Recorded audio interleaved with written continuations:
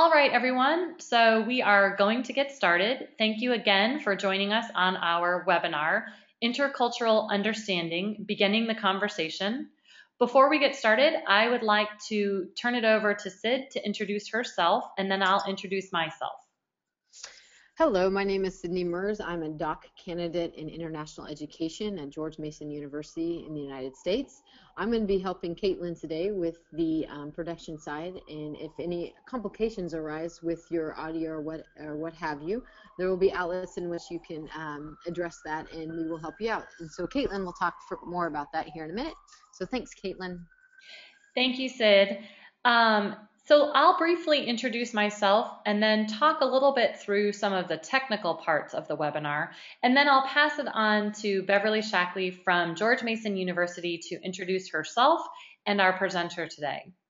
So my name is Caitlin Haugen. I am the Executive Director of Global Teacher Education, or GTE. GTE is a nonprofit organization that supports internationalization of colleges of education in the United States, especially teacher preparation. And I'm very excited about this webinar today because I do think it has a lot of implications for teacher preparation programs and how we might help them to internationalize. The vision of GTE is that we produce the next generation of globally competent teachers in this country so that they may go on to produce the next generation of globally competent citizens in this country and around the world. So a lot of what Ken is going to say here today really resonates with me and advances the mission of GTE. A bit about this webinar: it is presented in partnership with the Alliance for International Education. It is also made possible by a grant from the Longview Foundation. The Asia Society Partnership for Global Learning has provided us the webinar platform to make this possible, so I'd like to extend a special thank you. And it's also presented today by George Mason University's College of Education and Human Development and the Center for International Education. So before I turn it over to our moderator, Beverly Shackley at George Mason University, I want to go through just a few things to help you to be a participant in this webinar. As many of you will notice, Sid and I have muted everyone. And we do that in part because when we have this many people participating in a webinar, if we allow everyone to have their audio enabled, it causes a lot of background noise and can cause us some delays. So we have muted everyone, and we will give you an opportunity to participate a little bit later on. But for now, and we'll work on unmuting you at that point if there's an opportunity for you to speak. But let's get started. If you have a question for Sid or I, specifically about any of the technical side of things, then you can pose that question to us as your producers. Each of you should probably be seeing this GoToWebinar panel. If you aren't seeing that appearing on your screen, then try clicking the red arrow. And if it doesn't appear quite this way, I use a Mac and you may use a PC. It may appear a little bit differently to you. But at the bottom of the control panel, there is a question area.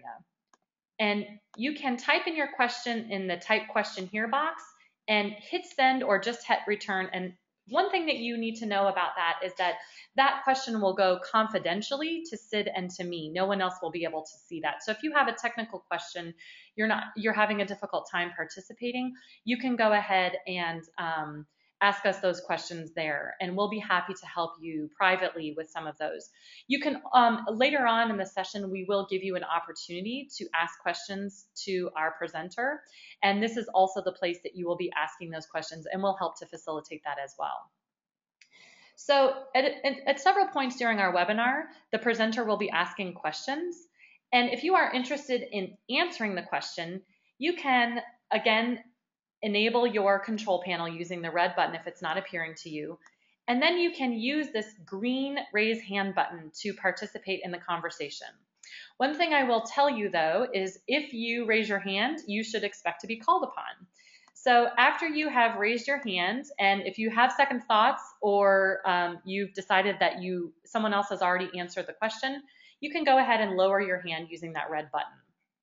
Now, without any further ado, I'm going to go ahead and turn this over to Bev Shackley from George Mason University.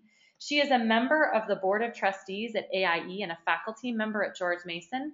Bev, would you please introduce yourself and introduce our presenter? Thanks, Bev. I'll be happy to do that. Thank you, Caitlin, and thank you, Sid, for helping to make this a possibility. Good morning to everyone. I am delighted that we are hosting the first webinar with our partners and the Alliance for International Education.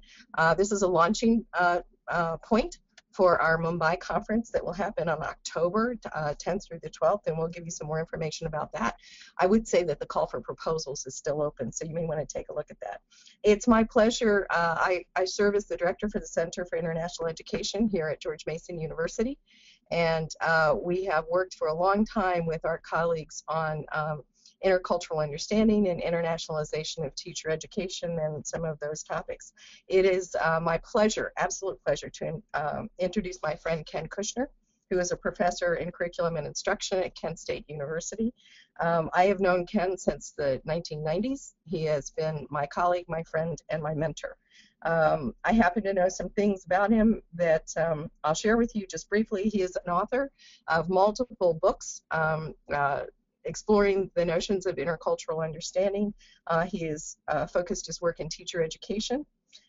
He has trained as a ranger in South Africa, and he spent the last 6 years working in Kenya with the schools and with some of the local national parks to help children and the community understand the importance of the environment and of the wildlife around them. So this is my colleague and friend Ken. I'm sure we're going to have a very good conversation today. Thank you.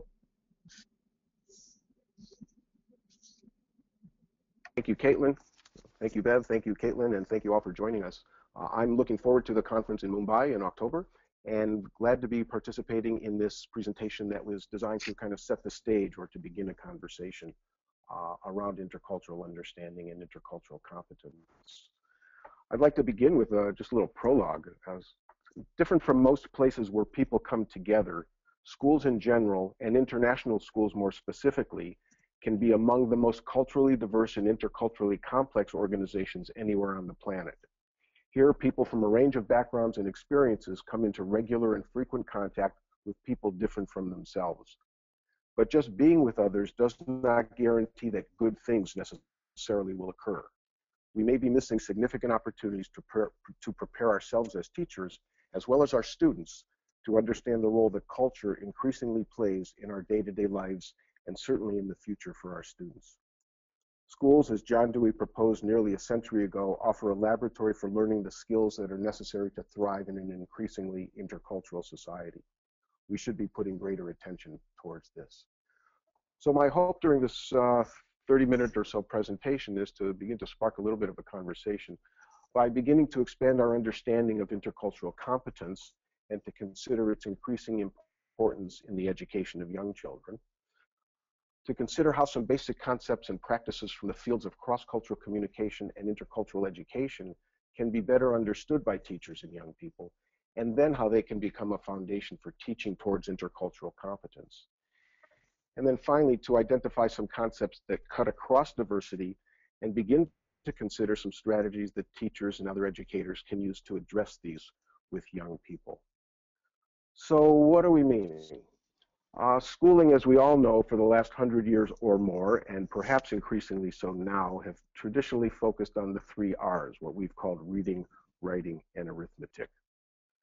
But intercultural dimensions are increasingly evident in schools in a wide range of contexts.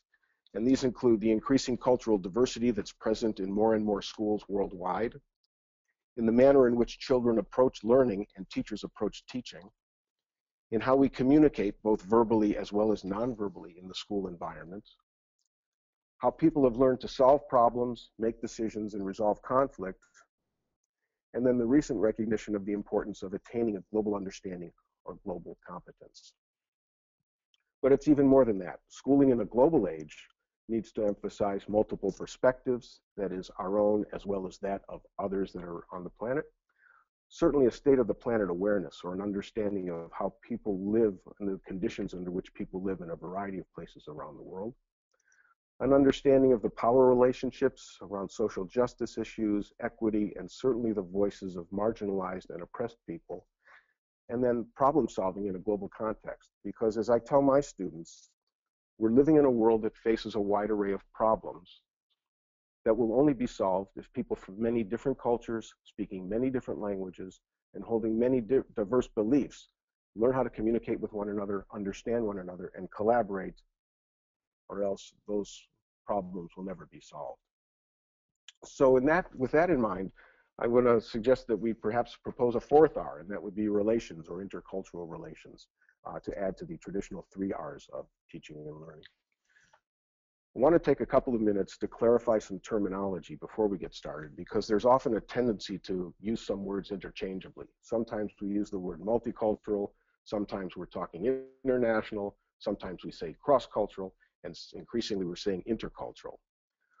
Multicultural, as it tends to be used in the United States, typically refers to knowledge about particular groups in a domestic context.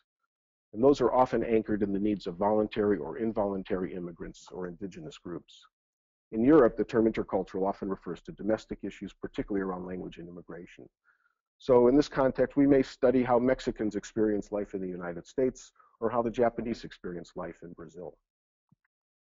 The term international refers to multiple nations and their cultural or big C institutions. And I'll talk about big C and little c in a little bit. So here we may learn about the social, the political, the economic, or educational systems of Brazil or Japan, for instance. The international school movement was, at least initially, anchored in the needs of the international business and the diplomatic community.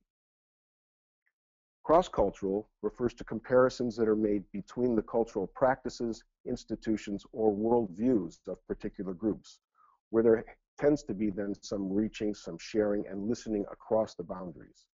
So we might study how Brazilian and Mexican children celebrate birthdays, learning that Mexican children enjoy breaking piñatas, while Brazilian children often share candies that are shaped like fruits and vegetables. Intercultural implies a penetration at the interpersonal level, suggesting that there's an exchange, a collaboration, or a reciprocity between individuals of different groups. Here, everyday interactions are defined by a mutual respect, equality, and an acceptance with a focus on building relationships between individuals in those groups. So the Mexican child who may complain that there's no piñata to break at a party may ultimately learn to appreciate and enjoy the new kinds of candy that they've been exposed to. I'm going to stay on this next image for a minute so you can read the cartoon. Intercultural sensitivity refers to the ability to perceive culture in context, recognizing that there are both cultural similarities and differences that may exist between the groups. And then finally, intercultural competence suggests that there's an enactment or an application of intercultural sensitivity through the acquisition of an expanded repertoire of culturally appropriate behavior. And that can include intercultural communication that's appropriate for the time, the place, and the circumstances in which an individual finds themselves. So intercultural competence is ultimately comprised of an open-mindedness and a sincere or genuine interest in other people and in other cultures, an ability to be observant and then also have a knowledge base about cultural differences as well as the similarities. There's an ability to resist stereotypes and expect there to be some complexity that's certain to accompany intercultural interactions. And ultimately, being able and willing to modify one's behavior so that people can interact and communicate effectively with those different from themselves as they go about trying to solve their problems. Ultimately, then, intercultural competence is an intersection of knowledge, attitudes, values, and a skill set that supports appropriate and effective interaction in a variety of contexts. This is increasingly essential for teachers to acquire for a couple of reasons. One, to assist young people to solve increasingly global problems they're certain to encounter in their lives, but also for us as teachers to develop rapport and facilitate learning in our own increasingly intercultural classrooms and communities. So in a sense, the concept of intercultural crosses a couple of worlds. It's both process in the classroom teaching process, but also content, and it increasingly needs to become more and more a focus of the curriculum. And it also presents us with some concepts that cut across both domestic and global diversity. So in the cognitive domain, some of the concepts that cut across domestic and global diversity is that understanding of cultural self and the other cultural awareness. So that there's an understanding that I myself am a cultural being, I've been socialized and developed in a certain context, but other people have as well, and perhaps their socialization process has been significantly different. Related to that, then, there are some culture general concepts that we need to become familiar with, but then also culture-specific contexts as we begin to think about the specific groups with which we're going to interact. And then there's this increasingly our understanding of what's going on in intercultural interaction. So we have to begin to analyze what's going on in that intercultural dynamic. Concepts that cut across diversity in the affective domain might include this curiosity. How do we nurture a curiosity in individuals, an open-mindedness, and a genuine and, again, sincere interest in others? Needs to be a cognitive flexibility and a high tolerance for ambiguity. And this tolerance for ambiguity is one of the few personality traits that have been identified as characteristic of people who are effective at working across cultures. We need to have a motivation to learn, a desire to learn about and to be with those who are different from ourselves. And then while people expect there to be differences among cultures, what often surprises them is the degree to which their emotions are often engaged. So there has to be this understanding and expectation that there may be some strong emotional responses to our engagement in intercultural interaction. And finally, some concepts that cut across in the behavioral domain. We're looking at here at essentially effective intercultural communication, skills at listening, responding, and problem solving. This desire, this need to develop empathy and, in essence, an insider's perspective. So can I somehow begin to understand how another person experiences their existence? And then we want to process this inquiry orientation. So we've developed these information gathering skills, and then learning how to learn so that when we find ourselves in another cultural milieu, we have the skills and the ability to pose the questions and then to answer some of our own questions. And then ultimately, to develop some relationship building skills. So teaching for intercultural competence. Yeah. Excuse me, I'm sorry. This is Caitlin. Could you speak up just a little bit? Your voice is blipping out just a little, just to make sure everyone can hear what you're saying. Really interesting. Thank you so much. Okay, and let me know if that's any better if I turn the volume up on my computer as well. So if we're thinking about teaching for intercultural competence, we really need to consider it from at least two vantage points. One is enhancing the intercultural knowledge, skills, and dispositions of ourselves as human beings first, and then as teachers and educators. And then secondly, how do we begin to transfer this or think about transferring it to the students in our charge, whether we're working with young children or whether we're in the college classroom. And this may not be easy given what we know about the demographics of the teaching profession as well as the culture learning process. Now, these demographics aren't new for anybody who's been in the education field for the last 20 years, but it's increasingly we're finding that in most nations of the world, the majority of teachers in domestic schools represent the majority culture. So in the United States, that might be about 85% of teachers represent European Americans and middle or upper middle class, and about 2/3 being women in the classrooms. And in primary or elementary schools, that figure can reach 90 to 100%. Well, the figures are pretty comparable regardless whether we're looking in France, whether we're looking in Japan, except that the ethnicity or the background of the teachers tend to reflect the majority culture in the country in which those schools exist. And we're also finding that at least teacher education students and most teachers certainly are cross-culturally and linguistically inexperienced. The majority of white teacher education students in the United States, at least, report spending all or most of their time with people from their own racial or ethnic background. 3/5 are monolingual, and fewer than 10% claim fluency in any second language, and that's with the United States being the 4th or 5th largest Spanish-speaking country in the world. And of all college majors, education majors are among the least knowledgeable and interested in international affairs. And more hold a deficit-oriented stereotypes about the students from cultures other than their own and have lower expectations for their success. The international schools offer us a little bit of a different mix of teaching staff and student staff. There are on average about 8 nationalities represented among the teachers in each of the international schools. but some of the things that we know there also tend to reflect this homogeneity. The majority of teachers, at least in Ivy schools, are native speakers from the United States, the UK, Canada, and Australia. Most of the teaching in most of the international schools is in English. And most teachers in international schools have been trained in the norms and practices of their national culture, which has typically been a dominant Western orientation, therefore perpetuating this monocultural teaching and learning environment regardless of the background of the children that come in.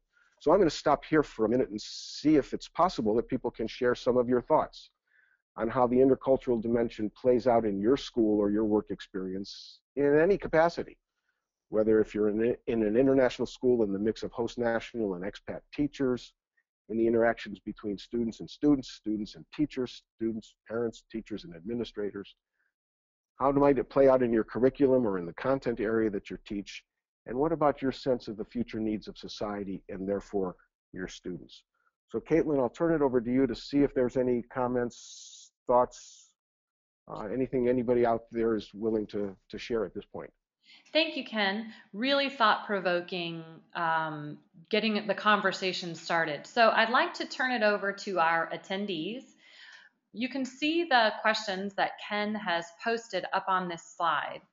Please feel free to use the raise hand, that little blue button with a hand on it, and raise your hand if you have any thoughts that you would like to share about the question that Ken has posed.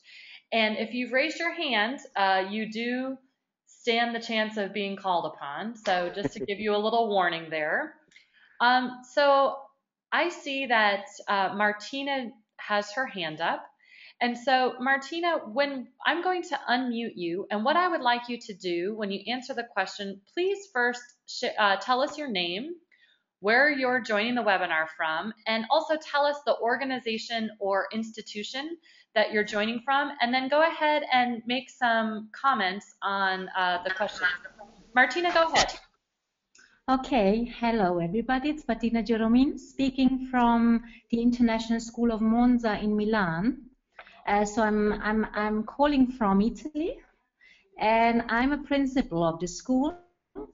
And I'm actually listening very carefully to what Ken is saying, because I'm in a position of not being mother tongue and of leading a school which is actually based on 95% in English teaching, right? It's an international school. We have teachers from more or less all over the world. Maybe you're right, 60–70% of our teachers are mother tongue, so coming from UK or Canada or Australia or US.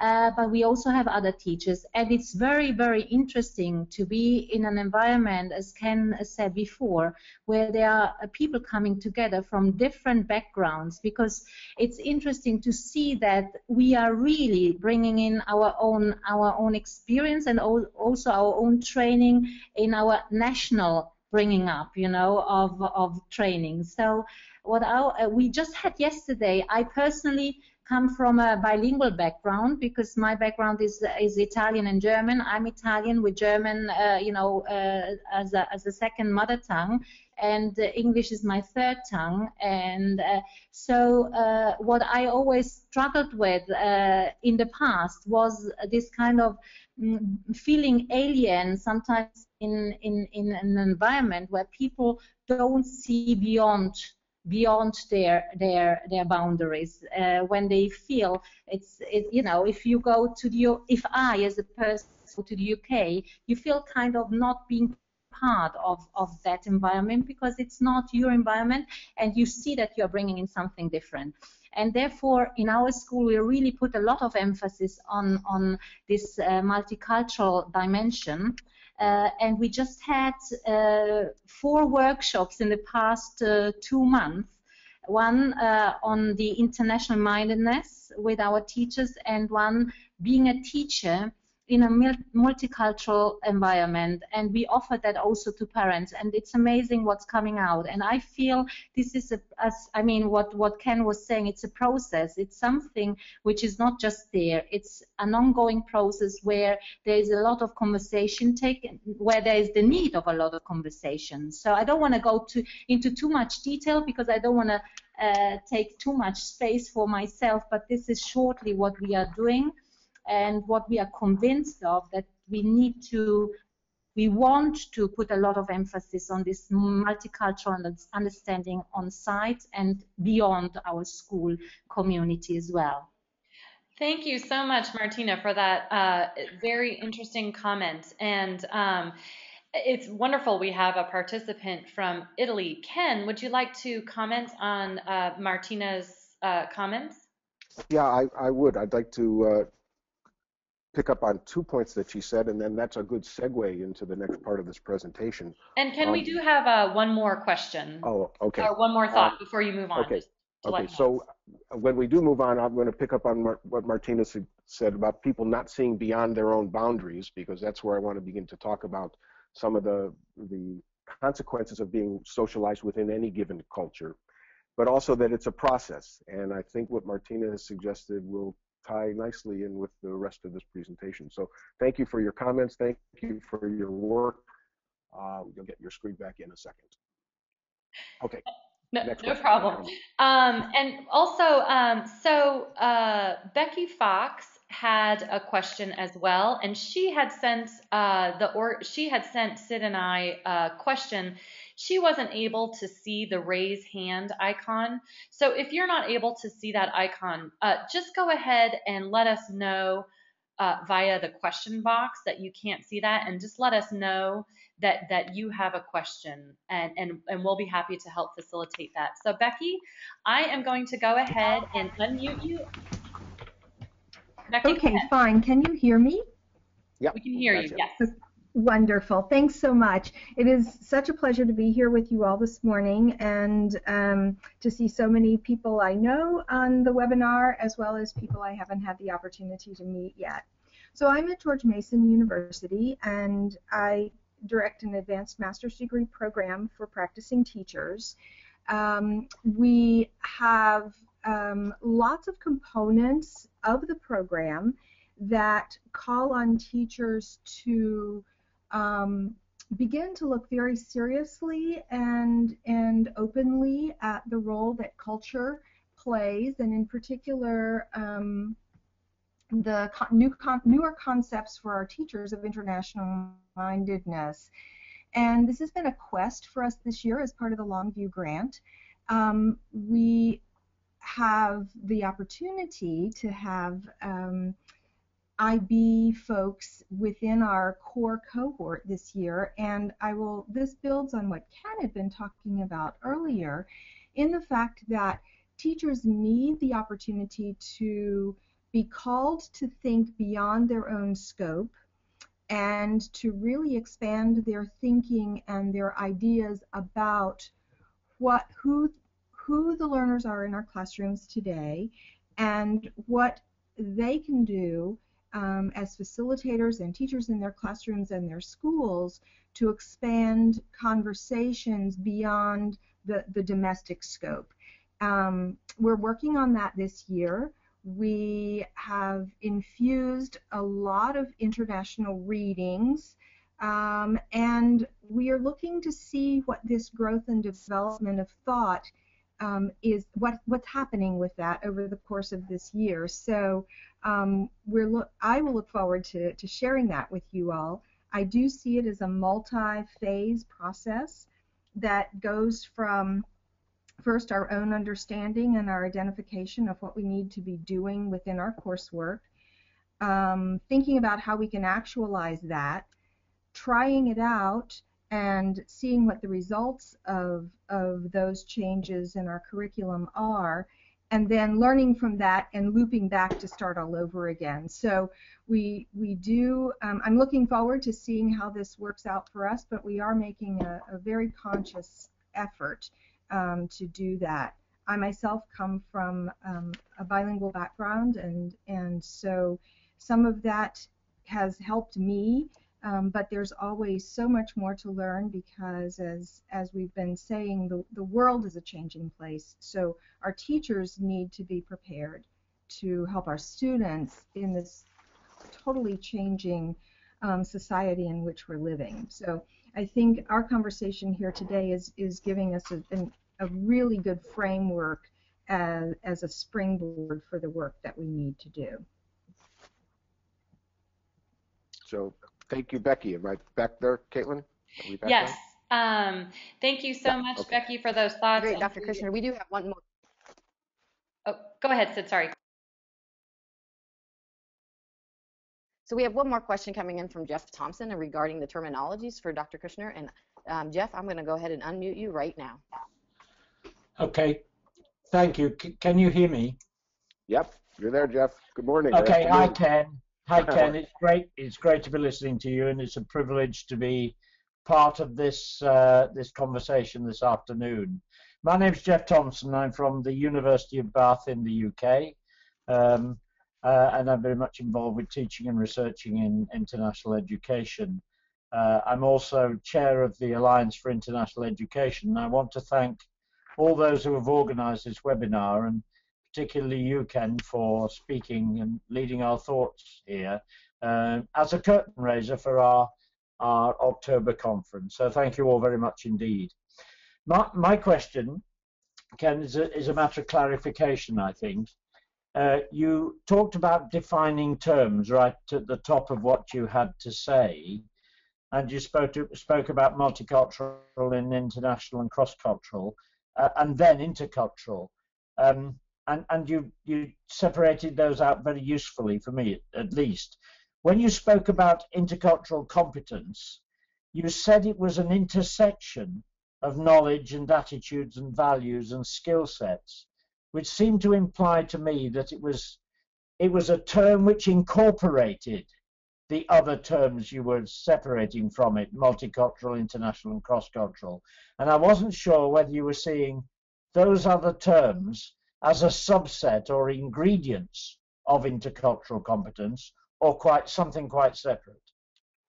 That's a good question and a good point that you bring up, Jeff. I would say that it is, because our ability to merge with other people, to have a cosmopolitan mindset, to be able to collaborate with other people in our resolution of joint problems that we face requires an understanding of the domestic issues, and that would be the multicultural set there, an understanding of the differences as well as the similarities that exist between people, and that would be that cross-cultural set there. Perhaps the institutions that have brought people to a given dialogue or conversation platform, and that might be the international piece, in an attempt to, in a sense, not minimize the differences, but find a synergy, building upon the strengths and the experiences and the knowledge base that others bring to the table. So in that sense, I would see it as a kind of a developmental area. So thank you for that. No, thank you for that, Ken. That's very helpful. Thank you. So why don't we move along? That sounds great. And just to jump in, Ken, and just let others know that there will be other opportunities to open up the conversation. And this is a great start, and thank you for your comments. Go ahead, Ken. Sorry to interrupt.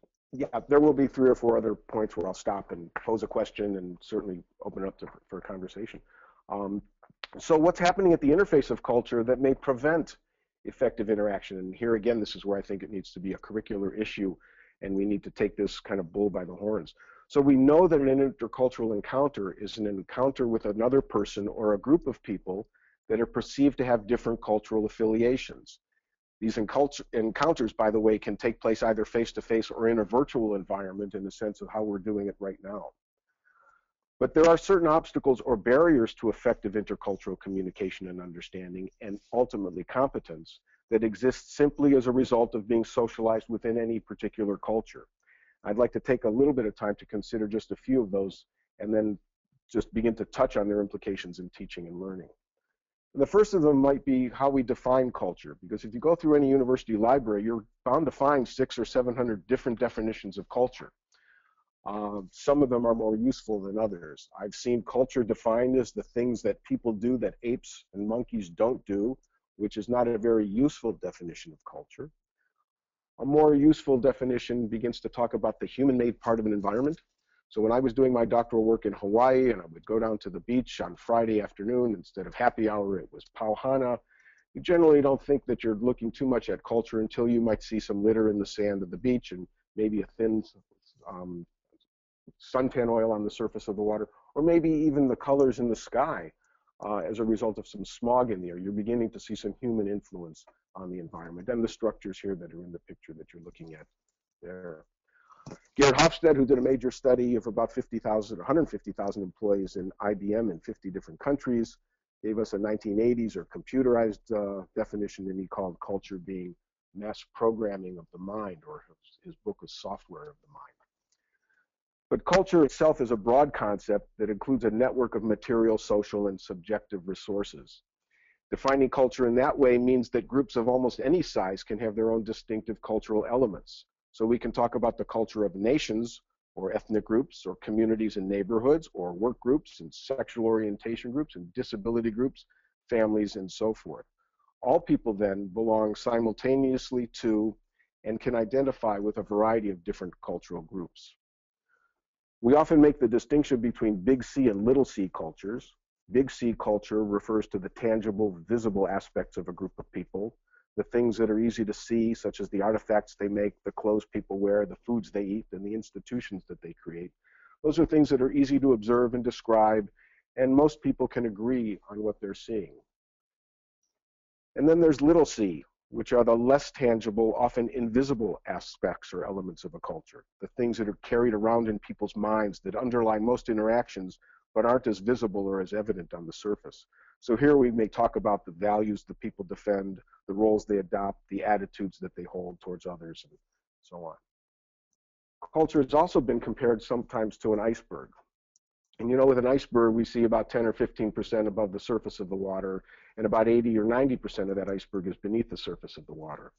And it's not the 10% at the surface of the water that the ship's pilot is so concerned about. It's the 90% that's beneath the surface that's likely to do damage to the ship. So we can liken that to culture, and where the surface of the visible part of that iceberg, we might call the objective culture, or the big C. And that's the artifacts, the food, and globalization can kind of have a homogenizing effect on that.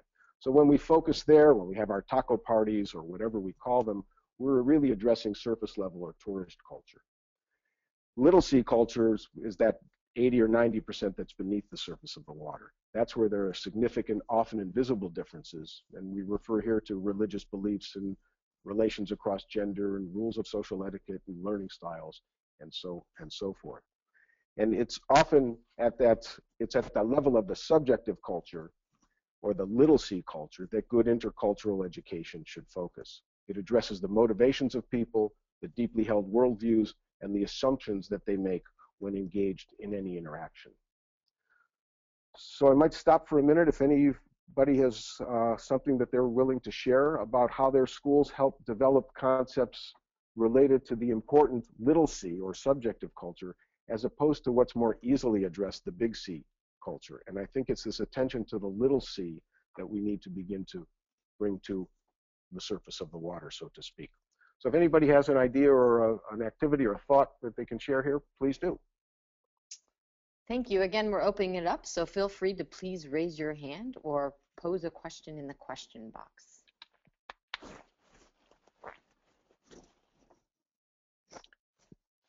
And if they're slow to come, that's okay too. We have one hand raised by Jane Thompson. And Jane, I'm going to go ahead and unmute you. You should be unmuted. Good morning. Thank you very much for this opportunity. I'm in Janesville, Wisconsin, and I'm in a public school district. I'm the dean of an Academy for International Studies, which is a 3-hour block of time for seniors in the high school that cooperates with their traditional school day. And we are trying to address the idea of the little c, as you're talking about, through inquiry-based projects. And we have a variety of guest speakers from the University of Wisconsin-Madison, from the University of Wisconsin-Milwaukee that share with us and bring in a variety of perspectives for our students. And we use an inquiry model at Rutgers that was designed at Rutgers University that our students use. And it really inspires curiosity in our students to ask better questions, I guess, deeper questions, to seek answers regarding that, deeper end of culture. But this is just a very small program in a, medium-sized school district. And our traditional schools right now are trying to integrate more of these ideas across the system.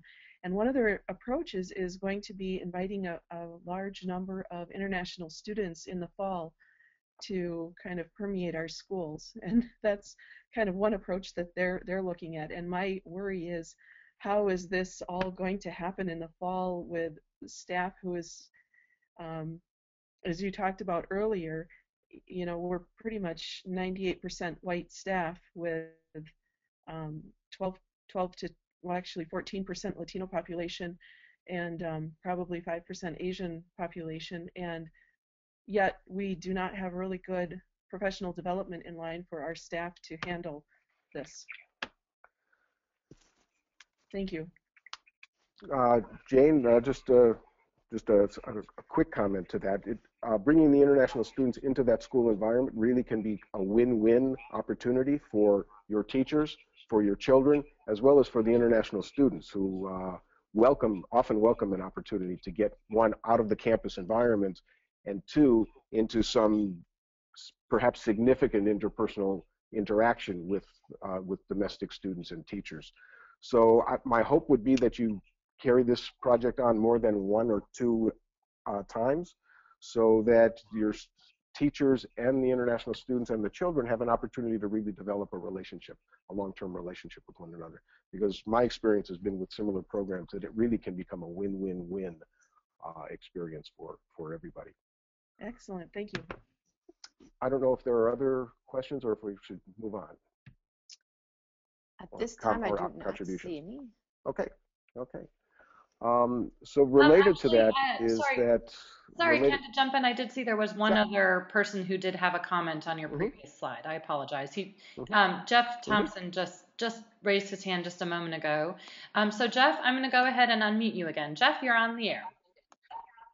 Thank you. Sorry to be me again. The other day, Ken, someone was trying to persuade me that your big C and little c were like the explicit curriculum and the hidden curriculum in schools.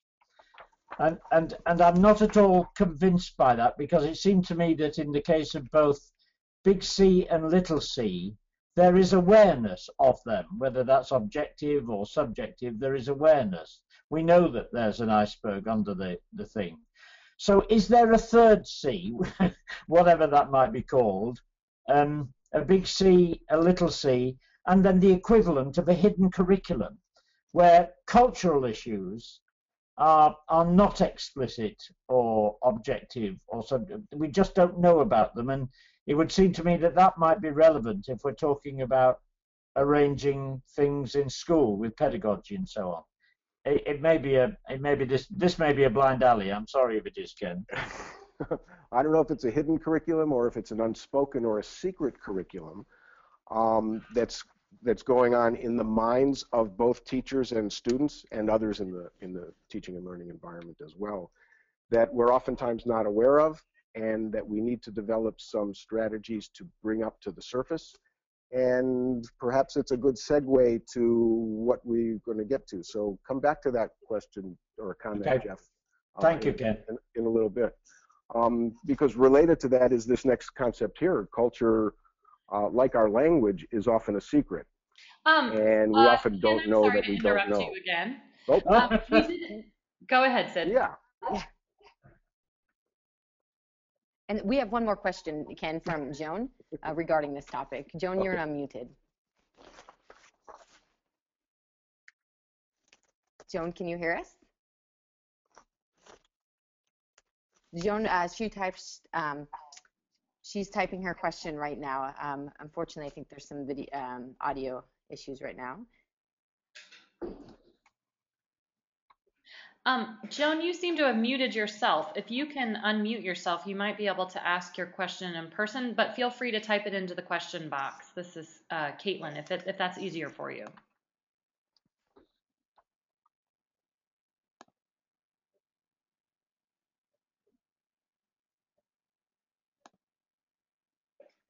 Joan, do you have are you typing in your question? Do you want to pose your question, or do you want to try to unmute?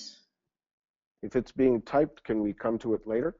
We could. So, Joan, we can't. It seems as though you have muted yourself. If you can click on the microphone icon, you can unmute yourself. And because we can't unmute you, apparently you've muted yourself. So either go ahead and type your question into the question box and we can pose it to Ken, or try to see if you can unmute yourself. So Ken, why don't you go on and we'll see if we can get Joan's question to you in the best way possible. Sorry for the Okay. So related to that, and Jeff, that was a good segue, is that culture, like our language, is a secret, and we often don't know that we don't know. It's common in intercultural encounters that people don't understand the cause of a problem or the source of a problem, but they do feel that strong emotion. They may feel anxious or confused and sometimes even threatened. Wanting instead to feel comfortable, which is natural, people may try to avoid intercultural encounters altogether, which is obviously not helpful to those of us concerned about developing global or intercultural competence. We therefore need to build a knowledge base of vocabulary and a comfort level around concepts of culture. So when people do encounter intercultural differences and misunderstandings, they recognize the source of the problem and are comfortable and able to talk with one another in an attempt to find a resolution or some common understanding. And this is where intercultural becomes important curricular content. I want to borrow a model from the communication field here for a minute. Most of us, if we've ever taken a communication course, have seen a model somewhat similar to this. You've got a person A who has some message that they wish to transmit to others. They encode that message into some form, verbal or written, and then they transmit that message through a channel, could be through the air, through voice, through the medium that we're using right now, or through written word, to another person who then, their goal is to decode the message, and the hope is that the message that was sent and intended by person A is received and understood in a similar way by person B. And we also know that there's this factor that's often called noise that may get in the way of the transmission of that message. And the noise could be environmental problems that we may be having with the technology, or noise in the background, or temperature. It could be physiological, psychological, situational, and so on. So we might take that model and think about it in terms of an intercultural learning context, where we have a teacher A who's been socialized within their culture to learn that certain things are right and good, and certain ways of communicating, and people learn how to learn in certain ways. And we have student B socialized within his or her culture, and that culture may be significantly different. Some of the noise, and this might be getting at some of what you were suggesting, Jeff, some of the noise that might get in the way here are some of those subjective messages and thoughts that are going on in the minds of both the teacher and the student. The questions that they have, the assumptions that they're making. So the teacher might be saying things like, how do I think children learn? How should I teach? Do I assume that all children learn in the same way? And is that linear, which happens to be the predominant mode in most schooling? How do we communicate effectively and thus build trust and understanding? How do I know if students learn, when they learn, and what they learn? And the student might be saying things like, where am I in the curriculum? I don't see people that represent myself in the history. I don't see pictures of myself. Might be asking if teachers and students understand their culture. Do they understand my religion? Do they value my religion and my culture? Are they prejudiced? Do they respect me? How do I build rapport with people who are somewhat different than me? And added to that noise, it could be a second language involved in that circumstances there. So we're trying to develop and identify some ways that we can bring some of these invisible or subjective elements to the surface, particularly for young people. Shu Ching, thank you. I think you're out there for helping me identify some of these sources. But this story right here, One Green Apple, illustrates the thoughts and the experiences of a new immigrant student that's struggling to learn a new language and connect with other children in a classroom. And so it does a very nice job of making visible some of those invisible or subjective comments that might be going on in the minds of such a child. And I've highlighted them here. The student is saying, the students know each other, but they don't know me, and I don't know them.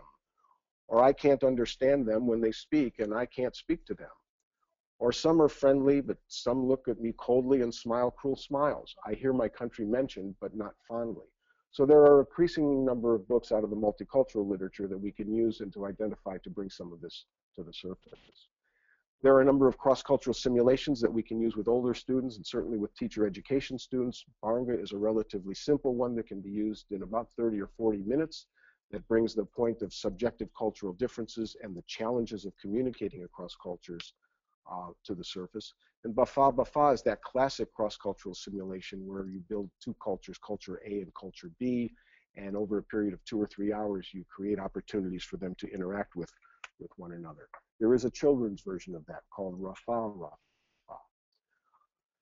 Another barrier is that people have a tendency to resist change or perhaps to being changed, and as a result may experience a range of emotional and behavioral challenges when making significant cultural transitions. So do we think there's some kind of hierarchy among people? Do people have that mindset in their thinking? We express this when we use such terms as modern versus traditional, developed versus undeveloped, or first world versus third world.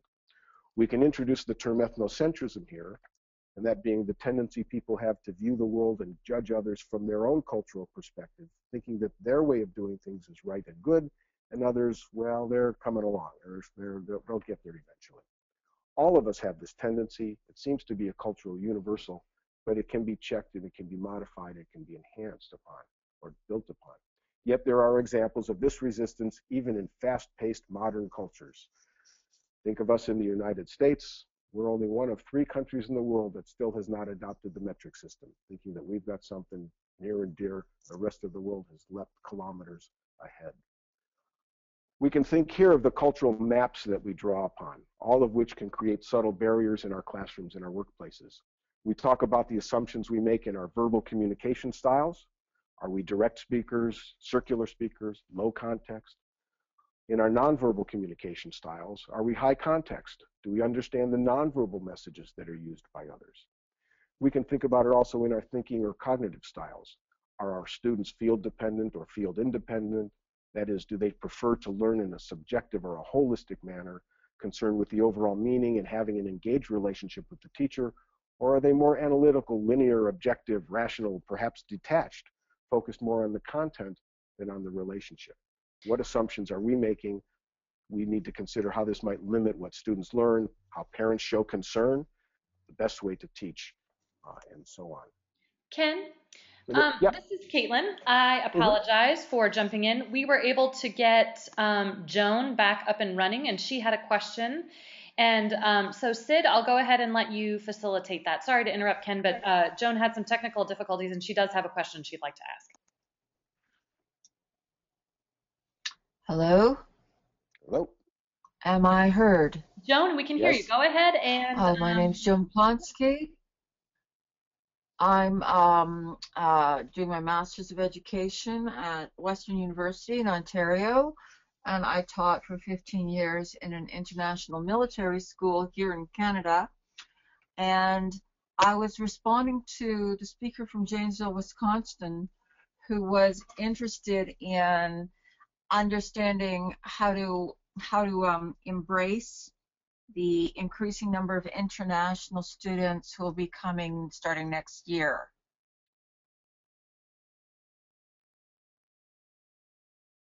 Hello? Okay. Great. I wanted to make sure I was still heard because twice my system failed. Right. And in my learning, in my experience of being in an international learning environment where I am a mother tongue speaker of English, is that giving the students, and there was some good work done by Kumari Beck out of Simon Fraser University about giving students who are not mother tongue speakers opportunities to speak or be silent as they choose. Some will arrive ready to engage, and as teachers, we need to learn to not shut them down or turn them off, give them opportunities to move into communication positions and assert themselves as who they think they are and have that identity embraced, that identity not interrupted. What happens with many students is they come in, they're ready to speak, and people aren't ready to listen. Then there's those who are not sure how to express their identities, and they're going to be silent for a while. And it's okay to be silent for a while, and we have to let them know it's okay to be silent. So my response to that, from my experience working alongside international students in the last 2 years, and as an instructor, I need to give students space to be silent while they prepare themselves to express themselves. Students who do not have an opportunity, especially upper secondary students who do not have an opportunity to express their authentic identity in a school situation, will fail to learn optimally. And I'm quoting Florentina Taylor, who is out of university in the UK. So I'm just responding to what I'm seeing around me for Janesville, Wisconsin's school, and I kind of wish I was there to be part of this incredible change and development. Thank you. Okay. Thank you, Joan. Thank you. Let me just comment on one thing that she mentioned. Emotions are important and often overlooked in this intercultural experience. And so all people, and what you're suggesting there, children in your classroom, have a need to belong, to feel that their contributions can be welcomed, but they'll come at it at their own pace when they have the confidence and the competence, in your speaking here in the language, but it's also the sense of belonging in that classroom. So the emotion is, people's emotions is an often overlooked area. If I can go back to this resistance to change and culture being a secret, just some examples of some strategies or activities that we can use. There's a story of Billy Wong, the first American of Chinese heritage, to really fight some traditional Spanish traditions and to become a bullfighter in Spain. I've learned just recently that there's a film of his life is in progress. And then there are a number of other films that can certainly be used in the teacher education venue, but perhaps with some older students in secondary schools as well, that look at social and personal resistance to change. The Lost Boys of Sudan and the God Grew Tired of Us film, and Rabbit Proof Fence in Australia. Perhaps some of you have some other films that could bring this to the forefront. And then the simulation Star Power that looks at structural inequality and the creation of a tiered system, and certainly then focuses on the resistance people have to change a system that they may benefit from. So it's a good opportunity to explore some social justice issues. There is a children's version of that as well. So a question we might pose now is, how does your school help students develop the skills necessary to welcome and adapt to cultural changes that they're certain to encounter? And is anybody out there taking any steps in this direction? So we'll just give everyone an opportunity. Ken, it looks like we have Isaac Quist, who has a comment. Isaac? Oh, Isaac, we have a little bit of feedback, but I've unmuted you. Are you there, Isaac? I am here. All right. Go ahead. Am I ahead? Yes. Oh, thank you, everybody. Terrific discussion so far. Just looking at your question and wondering about the focus on students, and just thinking, are these skills only relevant to students, or might we broaden that to include teachers as well? And I ask this while also wondering, it was interesting to hear at the start the kind of proportions we have of teaching populations in international schools from the Australias, the UKs, the US, the Canada, New Zealand, etc. And wondering how does this map onto the proportions of students in international schools. And Isaac, oh, excuse me, Isaac, to interrupt. Can you introduce yourself and tell us where you're calling from? Oh, sorry. Isaac Christ, currently at Wesley College in Australia, Melbourne. Mm-hmm. Yeah, and yeah, just because it seems to me within this whole conversation, there is a power dynamics at play, which we probably need to surface. Whilst yes, there are cultural differences in the locations from which the majority of our teachers tend to come, you could also look at them as belonging to particular global power blocks, and you can define that along various levels. Now, if you have a student population that kind of mimics in its proportions within international schools, especially where the teachers come from, then you've got a situation where the students who don't really belong to these groups being in a kind of minority, and in some places we actually call them minorities.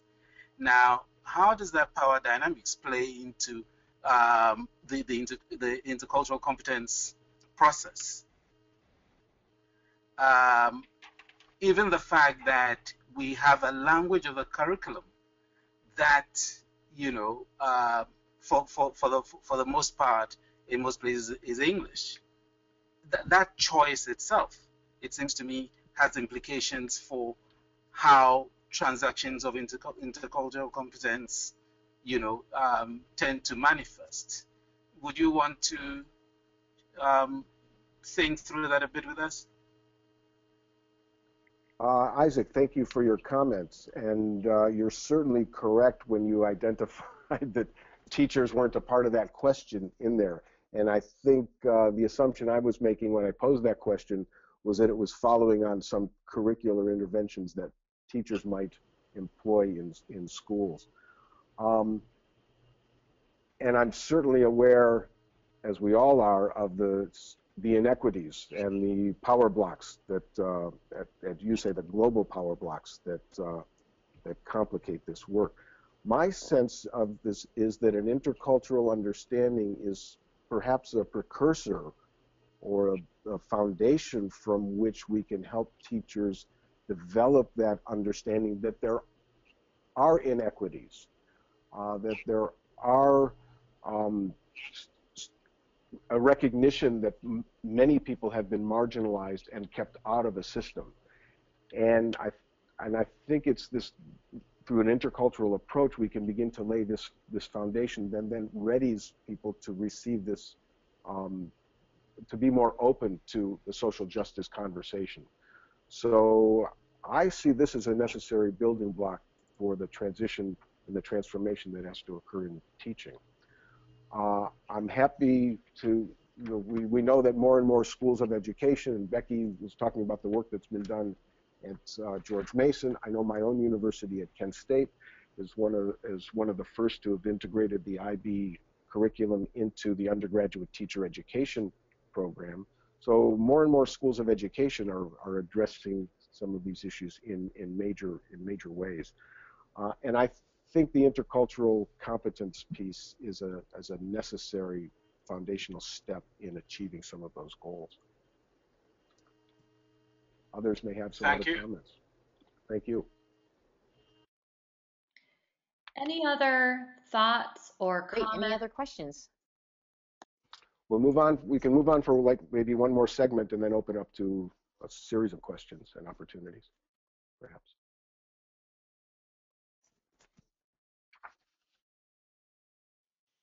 Shall I do that? Yeah, it looks like we don't have any other comments or questions. Ken, go right ahead. Thank you. Okay. Okay.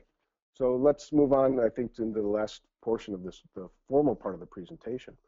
We're looking at some of these barriers or obstacles to intercultural understanding, or what I often call understanding misunderstandings. We often don't see things as they are, we see things as we are. And in that sense, then culture influences the way we learn to perceive, to categorize, and then ultimately to judge others. We talk about perception as being what's immediately reported on the senses, and now we're talking about the interpersonal piece here, about categorization, what we do with that information, and culture teaches us what to do with that information, and then attributions, or how we judge others based on the behavior that we observe. So just a couple of examples to bring that point home. We all see that same animal, so we all perceive this same animal as a cow, but categorization that's determined by our culture, or cultural categorizations, then can differ. In India, a cow may be perceived as sacred and treated with respect. Among the Maasai in Eastern Africa, they represent wealth. And certainly in Argentina and many other parts of the world, beef is a prime food source. We all see this same cute little puppy here, this cute little dog, but cultural categorizations differ. For some, they would put it in a category of a family member. Others might put it in a category that some would consider a pig or an animal to be avoided at all costs. And some parts of the world might find it a suitable part of the menu. And then we links this to cultural attributions. And some people might say then, oh, how that disgusting person, how can they eat my beloved dog? So attributions refer to the judgments people make about others. And we tend to judge people rather quickly, usually within about 2 or 3 seconds, judging them to be hardworking or not, educated or naive, well-intentioned or conniving, and so on. The goal here is to make a judgment that would be the same as the other person. The 2 classic examples out of the cross-cultural literature. First one is that eye gaze behavior. You look at that picture on the left. Children in some cultures learn to avoid the gaze of a person in authority. Now, when I was a child, and I was getting into a lot of trouble when I was 12 and 13 years old, my parents would call me in, and I'd be looking at the ceiling or the floor, and if they're anything like your parents, they said something like, look me in the eyes.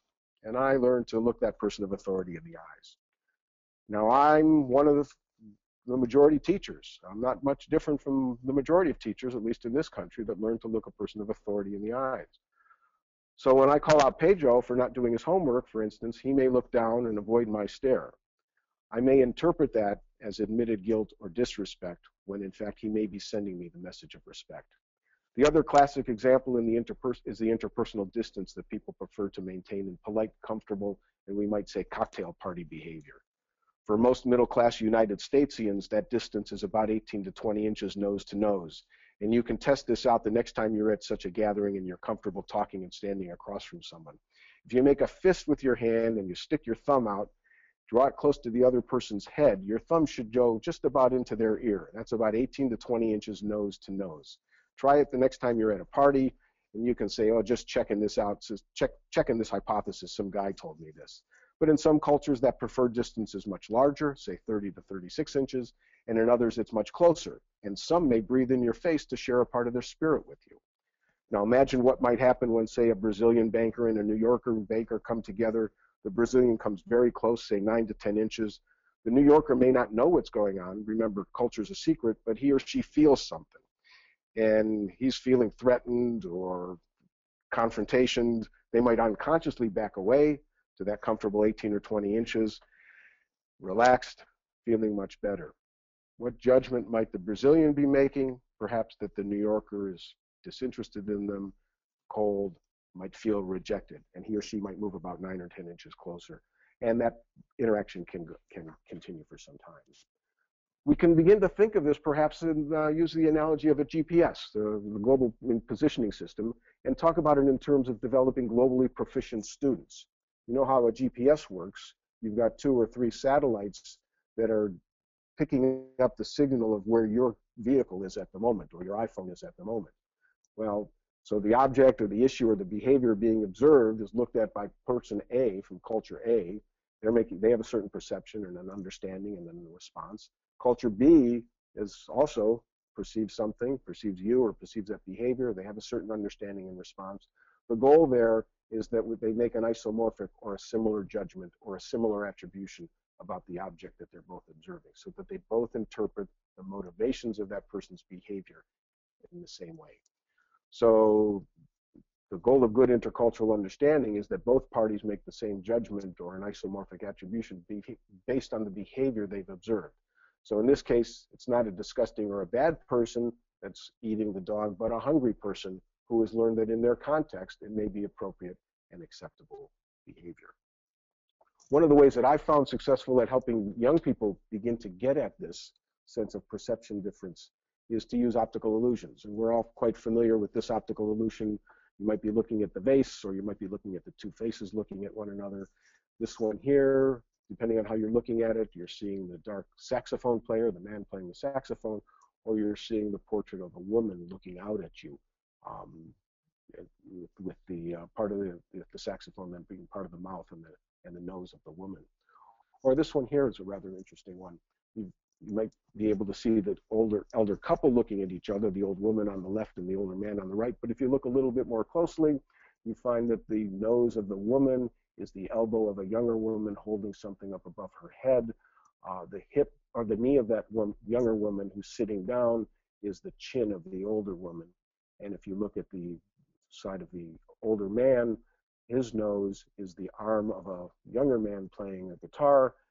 His chin is also the right leg then of his leg. So depending on how you're looking at that image will determine what you see. So sometimes we only see what we expect to see, and our culture again has taught us to do that, somehow blind to the entire picture. And we've got to develop some strategies and some ways to see beyond what it is that we've been socialized to see. And then we move in with young people and help them see that they're living in a world where 85% of the people are non-European ancestry. The birth rates of whites in most nations are falling. And I just begin to share some of the global demographics that you're, I'm sure, very familiar with. There are more than 192 nations in the world, speaking more than or close to 7,000 different languages. And then begin to pitch it at what are some of these global concerns that we have, and who's responsible for this. So whose water is this? And who's responsible for the air pollution problem? And what about climate change that we're dealing with right now? And who's responsible for global poverty issues? And what do we say about religion and whose God is the right one? So beginning to ask students questions: whose problems are these? How will they be solved? And then what's your role and how will you contribute? And in a sense, what are the skill sets that you need to develop in order to be able to sit with people different from yourself to begin to resolve some of the problems that we face?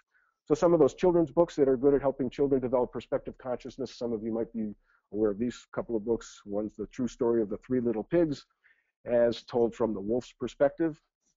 And a similar story, the wolf story, that's the Little Red Riding Hood story, also told from the wolf's perspective, helping children develop this understanding that there's another way of looking at situations. Some films that we might use with older students, certainly in the college classroom: Babies looks at infant development in 4 cultures, the first year of life of young babies. And then dealing with some global concerns. Home is a beautiful film, aerial photography of about 50 or 60 different countries around the world, but it tracks the environmental crisis that we're all facing.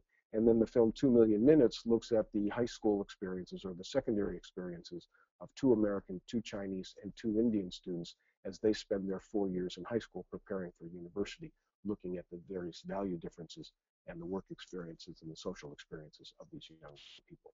And then there are a number of other feature films that can be used to help to develop this perspective consciousness. And like earlier, there are some cross-cultural simulation activities, Emotia and Ecotonos, that are particularly useful with secondary students to help develop experiences in problem solving across cultures. So a question here: how do you help children develop perspective consciousness through the content you teach or through the experiences you provide? And go ahead, Caitlin. So thanks, Ken. We'll go ahead and open it up. Oh, go ahead, Ken. Sorry. I was just going to repeat the question. Go ahead. Okay.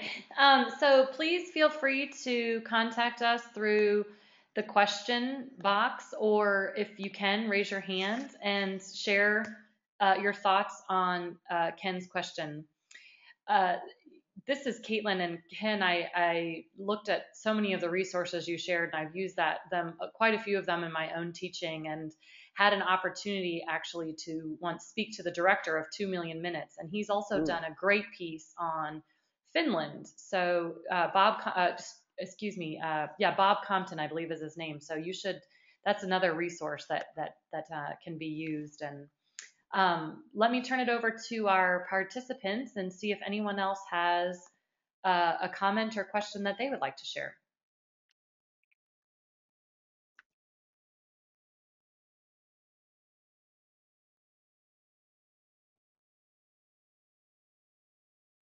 Well, that's good, because I did lie, and there is a little bit more that I'm going to talk about before we open it up to everybody. And if at any point anyone wants to share some resources that they have used, please feel free to do so. Thanks, Ken. I'll turn it back over to you. Yeah, just a couple minutes more. The final obstacle here is that culture learning is an affective and a behavioral process, not only cognitive. And that, I think, then is of special interest and concern to us as educators. Recall the elements of intercultural competence as being open-minded and a genuine interest in other cultures, being observant and knowledgeable, ability to resist stereotypes and expect there to be complexity and be ready for that, and being able and willing to modify behavior so people can interact and communicate effectively with those different from themselves. We have lots of good books, lots of good films, lots of good speakers, but unfortunately we don't achieve intercultural understanding and skill, or certainly those elements of intercultural competence, through a cognitive-only approach. Developing intercultural understanding and competence takes time. It's much more evolutionary and developmental, not revolutionary, and unfortunately there are no quick fixes, either for ourselves or for our students. So Piaget has offered us some insight here. We can take a look at some of the stage development theory that Piaget has offered, and what he suggests and what some of the literature is supporting is that early and middle childhood may represent the most critical period in the development of an intercultural competence and understanding. It's characterized by a number of things: rapid cognitive development and brain growth that's going on, a relatively low rejection of groups, the ability to take another's point of view, or that's that perspective consciousness. There's understanding of self as a political and national beings, and that others are political and national beings. And then there's a future orientation, in the sense that if I really do want to become involved and take charge, get a little bit more serious about what I can do as an adult. And I'm just about going to end here introducing the developmental model of intercultural sensitivity that some of you are aware of, proposed by Milton Bennett a number of years ago, and then the intercultural development inventory, that assessment tool that was developed by Bennett and Mitch Hammer as a result of that, suggesting that people can experience difference from a number of different orientations. The ethnocentric monocultural mindset in denial and polarization, to this phase of minimization, which is now being seen as a transition phase, to more of an intercultural or an ethno-relative mindset of behavioral and cognitive acceptance and adaptation. I don't want to say too much more about the developmental model at this point. We'll certainly save that for the conference in October. But just to suggest that, as I keep going back to these children's books, there are some children's stories too that are actually reflecting many of the different stages in the developmental model. This one, My Name is Yoon, shares the experience of a Korean girl's adjustment to her life in the United States. And if you really wanted to begin to analyze it according to the developmental model, this is a good book to do that. So that developmental model and much more will be presented in more detail at the Alliance Conference in Mumbai, and I hope many of you are able to join us there, October 10th and 12th, as Bev said at the beginning. I'm going to leave it at this point here. We come back to some of these stop signs here, because stop signs, as I found, also suggest you're going to have a new start and a new beginning. And maybe that's a good segue to some of these questions here. So I'm wondering how your work has evolved as you've become more aware of the role of culture in teaching and learning. How does culture impact the content you teach, the lives of the young people that you teach? How do you currently address intercultural competence in your classroom and school? We've had some of that conversation. And which of those concepts and ideas that I presented earlier might be integrated into the content or the context where you are? And so I'm going to stop here. Bev, maybe you have some comments or some thoughts, and I'd like to just kind of open it up to reflections on some of these questions and other questions that people might have. Thank you for joining us.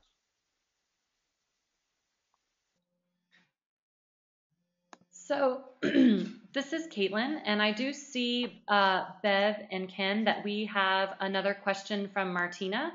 Martina, I've unmuted you. Go ahead and pose your thoughts. Yes, I just wanted to share with you something because Ken was actually referring to the developmental model of intercultural sensitivity. And we have started at the beginning of this school year the process of actually opening up the self-awareness process, and not only with our students, but also with our parents and with our teachers, as I said before. And we use that model actually to reflect upon our own position in the moment of time when we are coming together to talk about whether in the group of parents or whether with students or whether with teachers, where we are in specific situations in our context, in the classroom, among colleagues, new families coming into a new cultural environment, and so forth. And we have tied it together by setting up slowly but surely, gradually, a kind of coaching transition program for all parties, for the entire community. So for new teachers coming in, for new students coming in, and also for new families coming in. So to create a kind of, how can I say that, foundation where we get into a mindset that, as you said before, this is a process and we do it together. Nobody is left alone. And by reflecting upon, this concept of whether I'm in the denial phase or I'm moving towards acceptance or integration phase, that helps me to position myself where we are at the moment, and by talking with one another in an open dialogue and in conversations, formally and informally, we become more interculturally aware and more international aware. So this was more a sharing with you, and I wanted to ask you whether it might make sense, to maybe open up a more empirical discussion on that with you as well. That would be of my interest, to see maybe whether we could do something together. Well, Martina, I'm very interested, but I'm assuming that you're working with Milton since he's living in Milan. He's living in Milan? He lives and works in Milan, yes. Milton I was not aware of that. At the IDR Institute in Milan. So okay, you've got the source right there, number one. Two, I would suggest and invite you to submit a proposal for the conference in October to share your work, because I'll be talking about the IDI at the conference, and then your session following that would make good sense of how you've put it into practice. Okay. So if you're able to do that. So how can we arrange that? Shall I get in touch with you via, how can we do that? Bev will help us understand how the process for us to get involved with the conference in Milan. All right. Okay. So let me turn that question over to Bev. She had just a few very brief technical difficulty. Bev, are you back with us? I am back with you, but could you repeat the question, please? Yes, please. Ken, do you mind just paraphrasing that question? Well, Martina shared some of the work that she's been doing in her school based on the developmental model and the IDI, and I invited her to submit a proposal for the conference in October, because it would be a nice segue or follow-up to my presentation. And then the question was, how do we get involved with the conference? Well, it's easy to get involved with the conference if you just if you Google Alliance for International Education, and that'll be at www.intedallinze.org. And there's a icon, and you click on proposal, and you can submit your proposal right there. They're still being reviewed, and proposals will open until May 31st. There are several strand topics, just for everybody's information. The nature of intercultural understanding and institutional responsibility, the role of language in intercultural understanding, leadership, governance, and management, aspects of teaching and learning, intercultural understanding beyond the classroom, and assessing and evaluation in the development of intercultural understanding.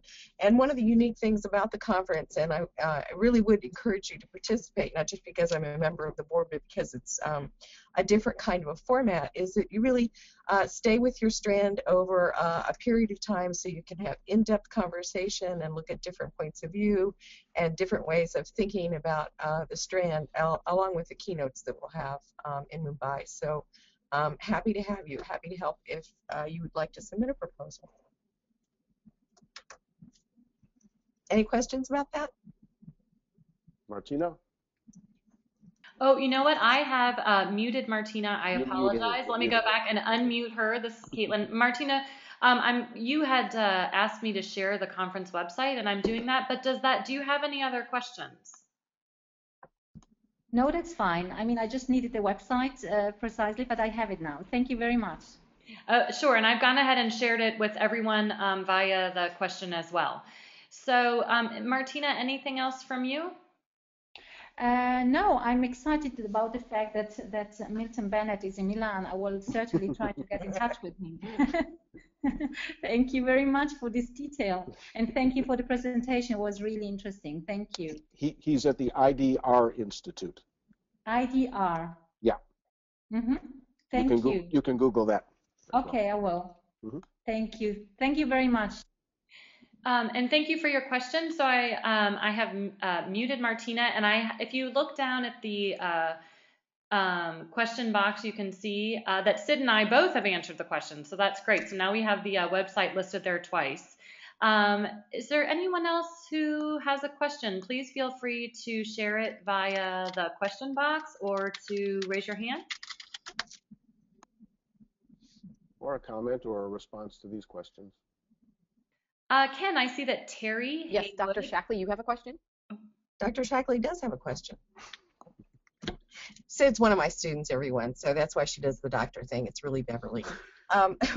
One of the things that I wanted to explore just a little bit more, Ken, is this notion of the strong emotions that come out, and especially working with teachers and teacher education, that sometimes makes them uncomfortable. And I wonder about what your experience has been in working with your teacher educators when you're exploring these concepts, and how you handle the discomfort, and maybe some ideas on how to help them work their way through it, if that makes sense. Yeah, it does, Bev. The most effective way I've found to bring it out on the table is through the use of some of these intercultural or cross-cultural simulations, because they very quickly bring people's emotions to the table in a safe environment, not necessarily around an issue that they're facing at the moment, but about an issue that we've structured in that simulation. So it gives us that opportunity to unvent or see how people respond and react in given situations, and then to deconstruct and debrief it from there. And then from there to explore what might you do in the real world situation when you're confronted with a parent or whatever, whoever it is or the situation that's a little bit challenging. But it gives people some practice in the safety of the classroom or the workshop setting, to recognize the emotion, to develop some strategies to put it into check, and to check out their assumptions or the attributions that they might be making at this situation. Right. If they have some more sophisticated vocabulary about what might be going on at the moment, then they can begin to develop some comfort level in asking specific questions, because now they have this concept of role difference or whatever it is that they're. Are your teaching candidates, just one more follow-up, are your teaching candidates surprised that these concepts are being addressed in their teacher education program, or is it something that they you know, are ready for? I guess I'm looking at readiness levels, perhaps. Once they get into the field, then they begin to see it in practice. Mm-hmm. They may be blind to it before they're in the field, or if they don't have the concepts in their mind when they go into school settings, then oftentimes their stereotypes are confirmed. You know, the anxieties that they had are confirmed. But if they go in with the different frameworks, they develop the skills of analysis. They see it played out in the lives of young children, certainly, that might be learning a second language. They see it played out in the experiences of parents who may not speak the language of the school, and the discomfort and alienation that they might experience. So it's certainly a developmental and a long-term process. Mm-hmm. We can make mistakes by taking students in for that one-time visit to the urban setting, for lack of a better example. So it really is something that has to be long-term and considered a developmental process. Thank you. Great. We have one more question coming in from Jeff Thompson. Jeff, I am unmuting you. Thank you. Ken, thank you once again. This has been such a valuable experience, and thank you for sharing all that with us. It's really got me excited about the conference, but mind you, I didn't need much excitement about the conference. But it's your conference. But it has. And the way you managed to touch on all of the strands that Bev was talking about has been incredible and impressive. One of the things, Ken, when I'm teaching here in the UK to colleagues about interculturality and intercultural competence, is I don't have any difficulty persuading them of the challenges that are offered to us in teaching and learning and so on. But sometimes we tend not to explore enough the opportunities there are in what you've referred to as diversity, and what Keith Allen calls intercultural dissonance. That is to say, making a virtue of the problems or the opportunities or the dissonances between people in diverse cultural situations. And I wondered, does the intercultural competence notion embody the positive aspects that we can take in terms of our teaching as well? So often it comes across as us being able to manage a series of problems that arise, and I don't see it that way. What about that? Well, I think if you think of that developmental model as the framework, when you're operating at the levels of acceptance and adaptation, individuals then are beginning to see cultural knowledge as an asset to facilitate problem solving, to facilitate the synergy between people from different cultures. People begin to look at culture as a resource to help explain and bridge some of the differences that they're encountering. So depending on where people are on that developmental model might determine the way their openness and readiness to see other opportunities. Yeah, fine, good. I understand that. That's good. I need to do that. Great. Does anybody else have any other questions or comments they would like to share?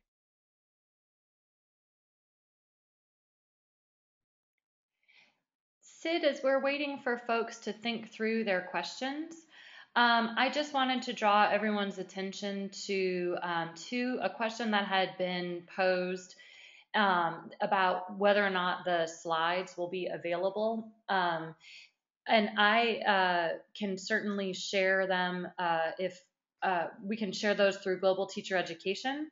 Also, we will have a recording, a full recording of the webinar available at Global Teacher Education, and I've shared the website, which is globalteachereducation.org. And if you have registered for this webinar, I will also send an email to everyone to let them know once the video has been made available. So sorry to jump in. I just wanted to make sure, in case that's not appearing to everyone, that was a good question that someone had posed. So let's give a few more moments to have people comment on these thought-provoking questions that Ken has posed. There's one comment that came in from Teresa, just thanking Ken, and she's very excited about the work you've done and always excited to learn from you as well. So thank you for sharing. Thanks, Teresa. You have a video to share? We do have a video to share. If no one else has any other questions or comments that they would like to share, I can go ahead and share a video. Bev, before I share that video, I would like to just ask you to do just a quick introduction to the video that I'm going to share.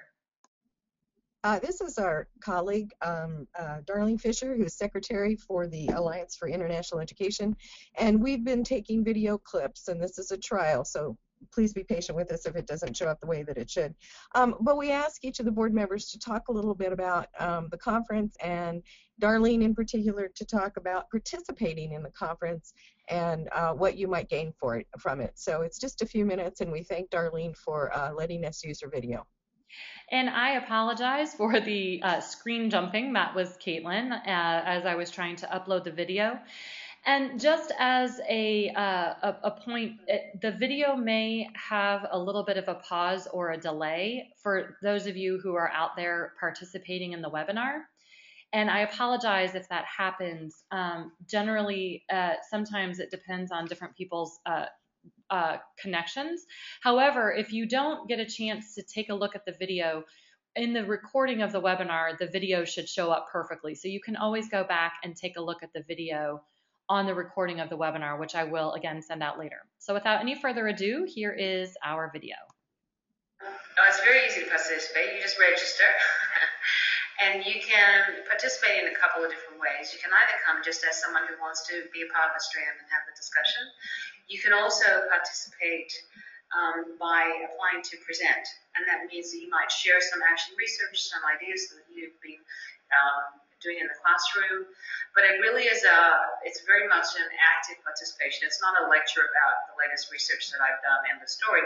It is a case of, well, what I've been learning and what do you think about it? Let's have a discussion. So there's presentation time and discussion time for each. So you can either present some of those ideas, or you can be a participant and get involved in the activities. As well as the strands, there will be some what we call phased meetings where people who are in the same section of the school will have an opportunity to get together and chat and discuss the challenges and the joys of that particular area of the school as well. So there will be a variety of ways that you can participate. So I'm going to just turn it over for the last word, other than to say thank you so much for all of you for attending this webinar this morning, and to Sid for her help in the production and answering questions. Excellent presentation. Bev, I'll turn it over to you. And I would like to join you in thanking everybody for participating. You know, they say that it takes a village to raise a child. It takes a village to create a webinar sometimes. And I want to thank everybody for joining our first webinar for the Alliance for International Education. I'd like to thank our partners who have given so generously of their time and expertise. Caitlin Hagen from the Global Teacher Education, Sydney Mertz, our doctoral student, the Asia Society for the platform, Longview Foundation, and of course I want to give my special thanks and a deep appreciation to Ken as our guest speaker for starting a very thoughtful and meaningful conversation around intercultural understanding. I think it is an area that we know that we need to address, and I think it is an area that is really coming to fruition in terms of both teachers and administrators and schools and children all looking at relationship building as they do that. And I really do hope that we'll see you in Mumbai. Thank you.